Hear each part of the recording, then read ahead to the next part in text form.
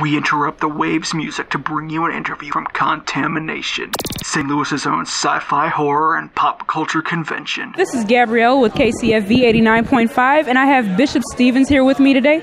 It's so awesome to meet you. How are you doing? It's a pleasure to meet you, too. I'm doing great. How are you today? I'm doing great. With being a WWE wrestler, what was it like? Well, you know, show business is show business. I will say that being a former professional wrestler, that was a dream come true.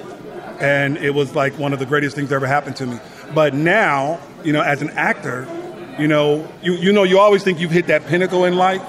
And I really thought I'd hit it as a wrestler. Okay. You know, especially, I was on television every Saturday night, did some stuff on Monday Night Raw, Monday Nitro. That was great. But now as an actor, I'm doing movies and TV shows with, from Empire to Raji P. Henson. I'm on, I got to work with Norman Reedus. I did some stuff I was on 2 episodes of Walking Dead.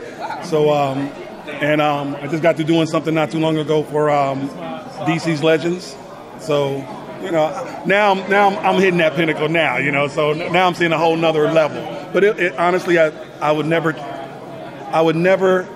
change what happened in my wrestling career. It was great. What would you say would be a defining moment in your wrestling career? Defining moment in my wrestling career was we did a Saturday night main event with WCW. And it was my 3rd match. And they put me in the ring. I don't know if you remember a guy, that 70s guy, Mike Awesome. Now, the whole night was cool, but the point was there was 50,000 people in that crowd, and I popped that crowd. 50,000 people, my 3rd match, against a guy who was a legend, ECW champion, WWE. Mike Awesome had done it all, may rest in peace.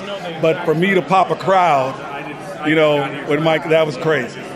And with your acting career now, what roles do you see yourself taking on, or would you like to continue doing what you do, like in Empire or Walking Dead? Well, basically, I left Empire. I was on. If you look at the first season, you see me all throughout the first season. I left Empire to the first season, and as you can see now, my drive right now is to become more of an action villain. I'm a bad guy. You can see, but I know your people can't see, but you can see. I play a bad guy a lot. Right now Hollywood is really doing a lot with African Americans. They're doing a lot with, the bad guy types. And let's face it, you can't have a good guy without a great bad guy. You got to have a great bad guy to have a good guy. And that's the truth, So that's what I'm trying to do in my career right now. And it looks like it's going pretty good. In most movies, you don't see the bad guy win. It's always the good guy. Mm-hmm. If you had the opportunity to choose, what villain would you want to see just take over? What role would you want to take on to be the successful villain? The successful villain, I would like, in this movie Submerged that we're doing now, I play a guy, Lord Raz. And Lord Raz is a very evil, mean, just evil guy. It's not even about manipulation. He's just mean, period. So I've always thought to myself, a lot of times you get the villains and they talk too much. And of course you got to give the plot and everything. But I would like to be that villain that's just like a wrestling villain. Okay. Forget the plot. I'm going to hurt you. I'm going to kill you.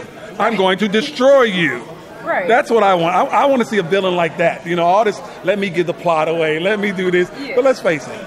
Don't you get tired of that? Yeah. I mean, really, don't you? Yeah. When he has the good guy and he really could go ahead and take him out, but he doesn't. Yes. Don't you hate that? Yes. Well, I hope you take on a role where we can see maybe the villainous guy let the villain win. Yes. You want to have a sequel? Let the good guy's brother come back once. Is that not an idea? That's an amazing idea. Let the good guy's brother come back for revenge instead of the villain's brother come back for revenge. Well, I just had an amazing interview with Bishop Stevens, and I want to thank you so much for taking the time with Little On Me. I'm glad you came. I hope you enjoy yourself. Well, thank you so much. This was Gabrielle with 89.5 The Wave.